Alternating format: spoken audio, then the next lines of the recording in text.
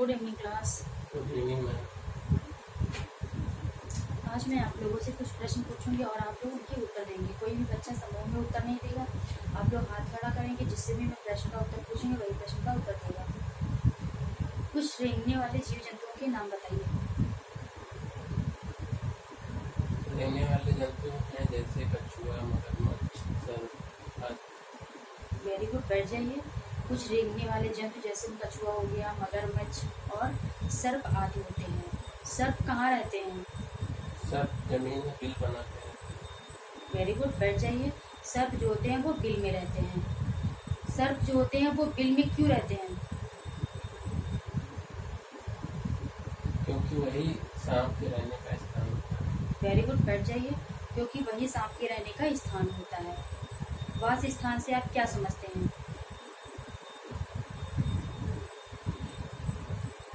किसी भी जीवधारी को, कोई भी जीवधारी जो होता है वो उसी स्थान पर रहना चाहता है, क्योंकि उसे रहने के लिए उस स्थान पर वो रहना चाहता है, क्योंकि उसे उस जगह पर पर्याप्त भोजन और पानी और सुरक्षा आदि की सभी अनुकूल दशाएं जो होती हैं उपलब्ध हो जाती हैं। इसीलिए उसे उसे उसका वास स्थान कहते हैं। आज हम जीव विज्ञान विषय के अंतर्गत वास स्थान के बारे में विस्तार पूर्वक अध्ययन करेंगे।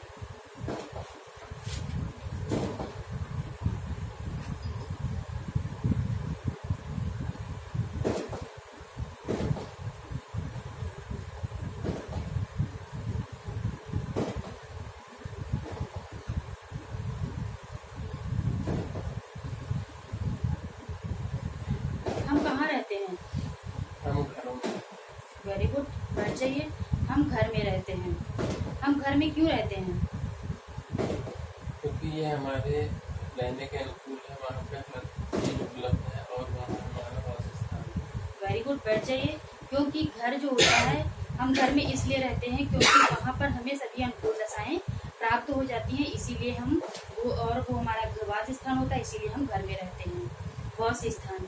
कुछ जीव जंतु एवं पेड़ पौधे जो होते हैं वो स्थल पर रहते हैं, तथा कुछ पेड़ पौधे ऐसे होते हैं जो जल में निवास करते हैं।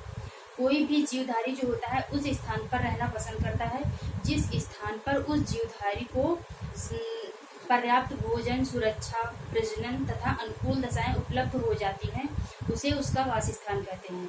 वातावरण के आधार पर जो वास स्थान होता है वो जलीय वास स्थान, स्थलीय वास स्थान, मरुस्थलीय वास स्थान तथा उभयचर वास स्थान होता है।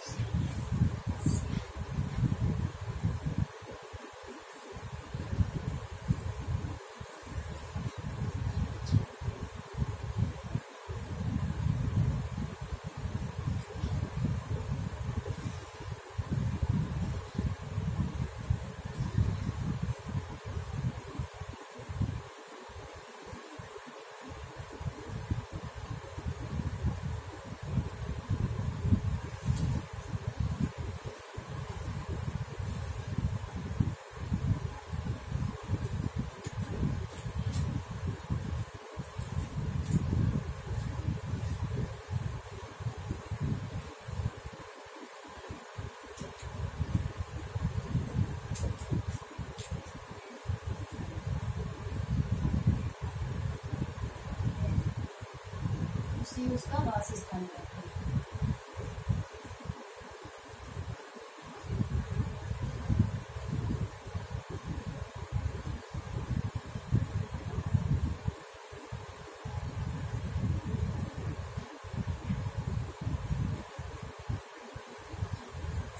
हम अपने आसपास कौन से जीव जंतु देखते हैं? अपने पास मेंढक, मछली, सांप आदि जीव जंतु देखते हैं। Very good. हम अपने आसपास जैसे मेढक, मछली और मगरमच्छ, सांप आदि जीव जंतु जो होते हैं देखते हैं। मछली जो होता है वो कैसा जंतु होता है?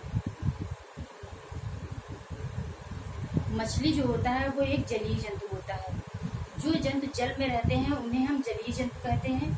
जैसे कि मछली, ये क्या है? मछली। ये मछली है। मछली जो होती है इसके क्या होते हैं, इसके जो ये किनारे से होते हैं ये नुकीले होते हैं तथा इसका जो बीच का भाग होता है वो चपटा होता है, जिसे हम इस आकृति को हम धारा रेखित आकृति कहते हैं। ये धारा रेखित जो शरीर होता है वो मछली को जल में तैरने के लिए सहायता करता है। और जो इसमें क्या होता है, मछली में पंख पाए जाते हैं जो मछली को तैरने में क्या होते हैं, सहायता करते हैं। और इसमें सांस लेने के लिए, मछली में सांस लेने के लिए गलफड़े होते हैं। मछली जो होती है वो सांस जो होती है वो गलफड़ों के द्वारा लेती है।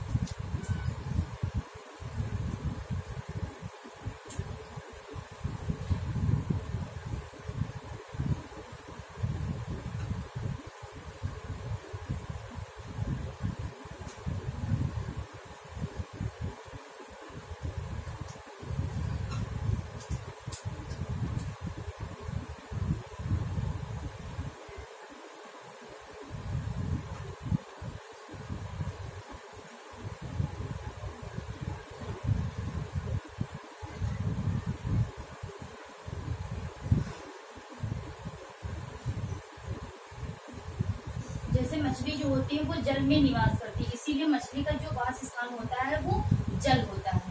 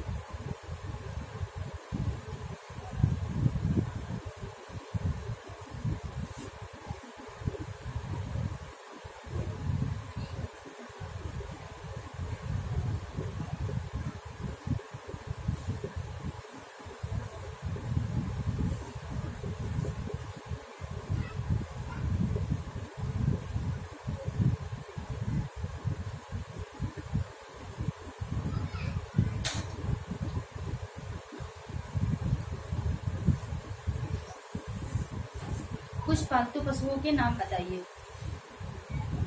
गाय, भैंस, बकरी, भेड़ आदि पालतू पशु। वेरी गुड, बैठ जाइए। कुछ पालतू पशु जैसे गाय, भैंस, बकरी, भेड़ आदि जो होते हैं वो पालतू पशुओं के नाम होते हैं। गाय, भैंस, बकरी से हमें क्या प्राप्त होता है? गाय, भैंस और बकरी से हमें दूध और मांस प्राप्त होता है। वेरी गुड, बैठ जाइए। गाय, भैंस से हमें दूध तथा बकरी से हमें दूध और मांस दोनों चीजें प्राप्त होती हैं। स्थलीय जंतु, जो जंतु स्थल पर निवास करते हैं उन्हें हम स्थलीय जंतु कहते हैं। यानी जैसे गाय और भैंस, बकरी होती है, ये क्या है? गाय। ये गाय है। जैसे ये जब स्थल पर निवास करती है तो इसका वास स्थान क्या हो जाता है? इसका वास स्थान स्थल हो जाता है, यानी स्थलीय वास स्थान इसका हो जाता है। ये क्या होते हैं? गाय, भैंस, बकरी जो होते हैं और जो होते हैं स्थल पर रहने वाले जंतु होते हैं। उसी प्रकार कुछ पेड़ पौधे भी होते हैं जैसे आम, नीम, महुआ, ये जो होते हैं स्थल पर निवास करने वाले पौधे होते हैं। जो गाय, भैंस, बकरी होते हैं इनमें प्रचलन के लिए यानी इनमें चलने के लिए 4 पैर होते हैं और तथा सांस लेने के लिए श्वसन तंत्र इसमें पाया जाता है। जबकि जो पौधे हमारे होते हैं जैसे स्थलीय पौधे जैसे आम, नीम के पेड़ होते हैं, उन्हें पानी में लगा दिया जाता है तो वो क्या होते हैं? सूख जाते हैं। क्योंकि उनमें पानी को सोखने की इतनी क्षमता नहीं होती है, इसीलिए वो सूख जाते हैं। और इसमें क्या होता है, ये इनके तने जो होते हैं, नीम आम के जो तने होते हैं वो बहुत ही मजबूत होते हैं तथा पत्तियां जो होती हैं वो चमकीली तथा नुकीली होती हैं।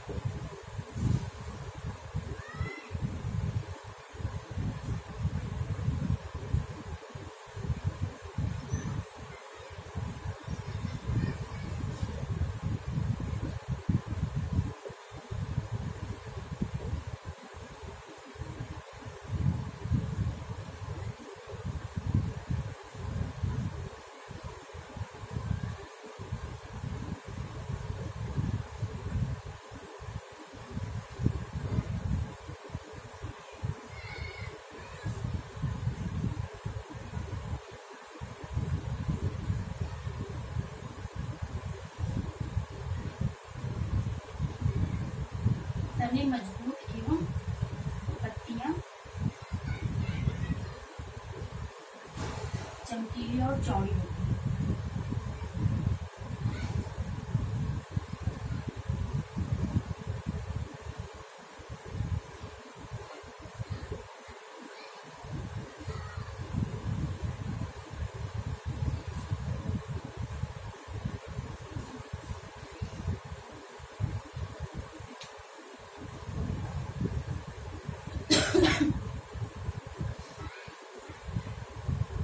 कुछ कांटेदार पौधों के नाम बताइए। बबूल, बेल आदि कांटेदार पौधे। वेरी गुड, बैठ जाइए। कुछ कांटेदार पौधे जैसे बबूल, बेल आदि पौधे जो होते हैं वो कांटेदार पौधे होते हैं। बबूल जो होता है वो कैसा पौधा होता है?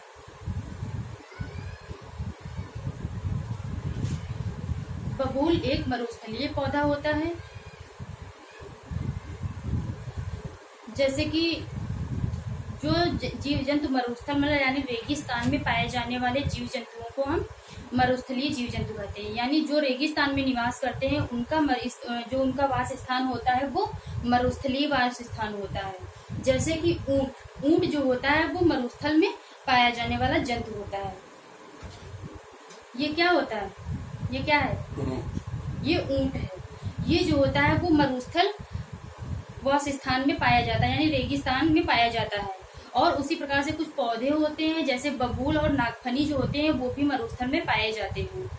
इसमें ऊंट में क्या होता है, जल संचय के लिए कुबड़ होता है। जैसे ये चीज जो होती है ये इसकी कुबड़ कहलाती है। ये चीज इसकी कुबड़ होती है। और इसमें क्या होता है कि जल संचय के लिए कुबड़ होता है तथा इसके लंबे पैर होते हैं। ये लंबे पैर होते हैं और इसकी त्वचा जो होती है वो खुरदरी होती है। इसको छूने पे इसकी त्वचा जो होती खुरदरी होती है तथा इसमें गद्देदार तलवे जो होते हैं वो रेगिस्तान में दौड़ने के लिए सहायता करते हैं। यानी रेगिस्तान में क्या होती है, अधिक मात्रा में मिट्टी बालू पाई जाती है। जिसकी वजह से अगर हम लोग वहाँ पे दौड़ेंगे तो हम लोगों के पैर फिसलते हैं, और इसीलिए उनके पैर, जो ऊँट के पैर होते हैं, वो गद्देदार होते हैं, मुलायम होते हैं, जिसकी वजह से वो क्या होते हैं, दौड़ने में सहायता करते हैं वहाँ पर रेगिस्तान में। उसी प्रकार से उसी प्रकार से कुछ मरुस्थलीय पौधे जो होते हैं उन्हें क्या करना पड़ता है, विभिन्न परिस्थितियों का सामना करना पड़ता है। जैसे जो हमारे बबूल होते हैं या नागफनी जो होते हैं, उन्हें रेगिस्तान में क्या होते हैं, विभिन्न परिस्थितियों का सामना करना पड़ता है। जैसे कि पानी की कमी को उनका सामना करना पड़ता है, सूर्य का तेज प्रकाश से उन्हें सामना करना पड़ता है, और जो दिन के समय टेम्परेचर बहुत ज़्यादा होता है, वो भी उनका तापमान का भी उन्हें अधिक सामना करना पड़ता है आदि।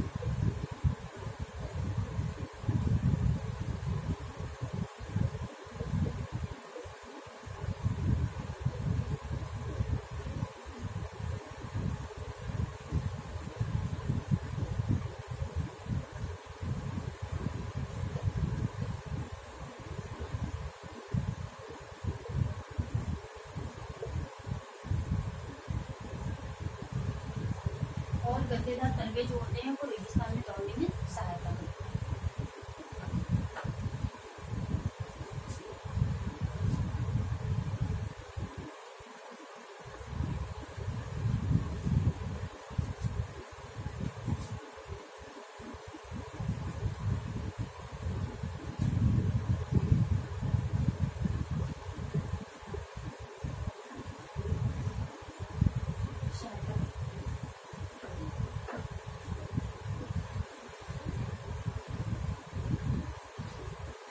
बरसात के मौसम में सबसे अधिक मात्रा में कौन से जीव जंतु हमें दिखाई देते हैं?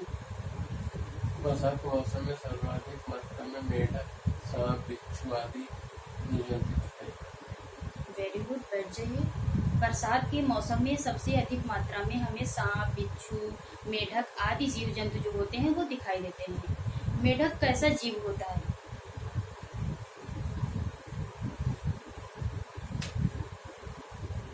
मेढक एक उभयचर जीव होता है। ये क्या है?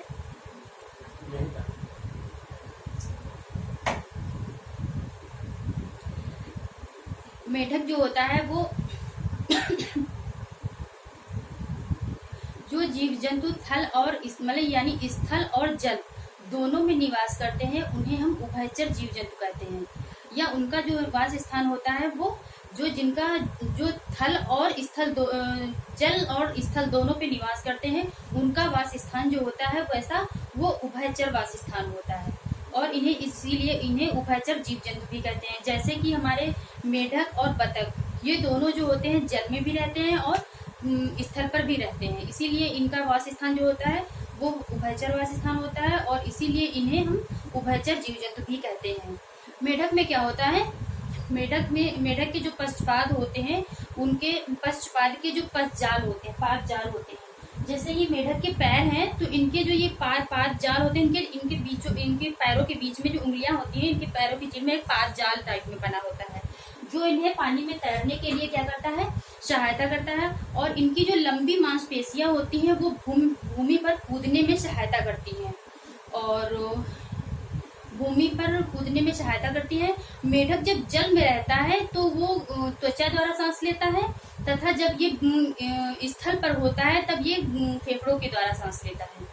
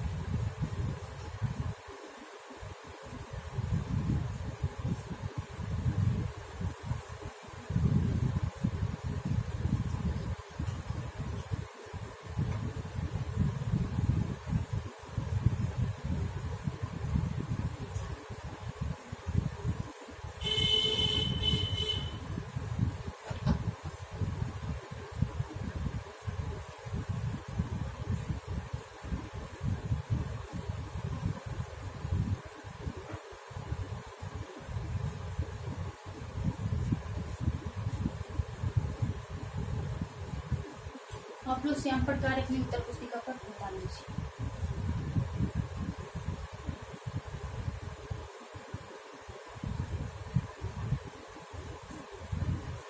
रफ कर दूं? रफ कर।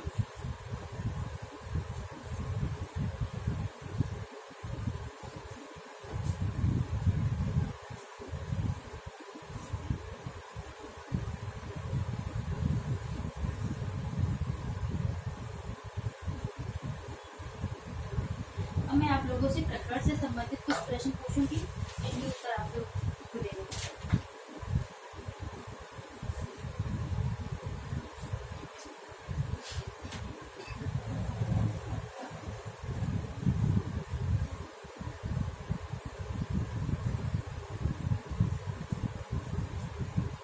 रिक्त स्थान भरिए।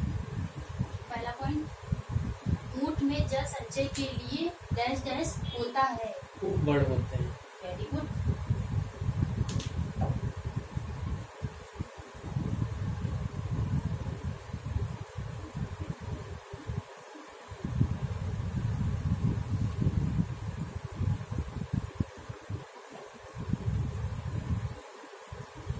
सेकंड पॉइंट, गाय भैंस में प्रचलन के लिए डैश डैश पाद होते हैं। चार पाद। Very good.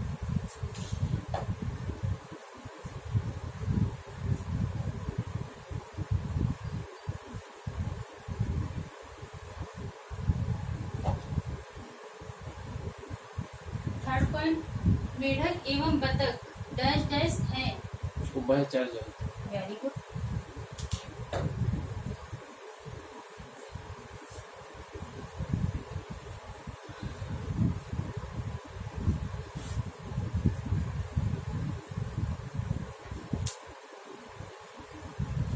Four point, dash dash में सांस लेने के लिए गलफड़े होते हैं। मछली में सांस लेने के लिए। Very good.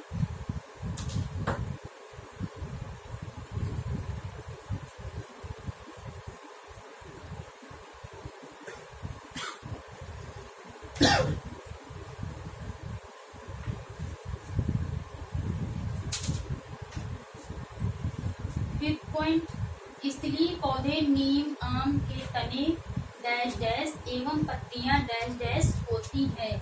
तने मजबूत एवं पत्तियां चमकीली। Very good.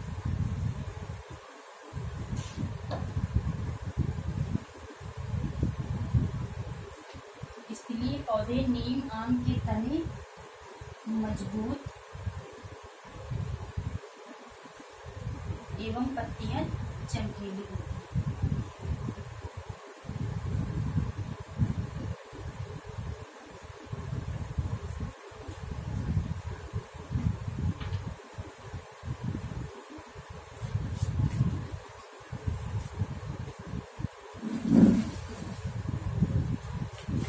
अब मैं आप लोगों को प्रकरण से संबंधित कुछ गृह कार्य दूंगी जिसे आप लोगों को घर से करके लाना होगा।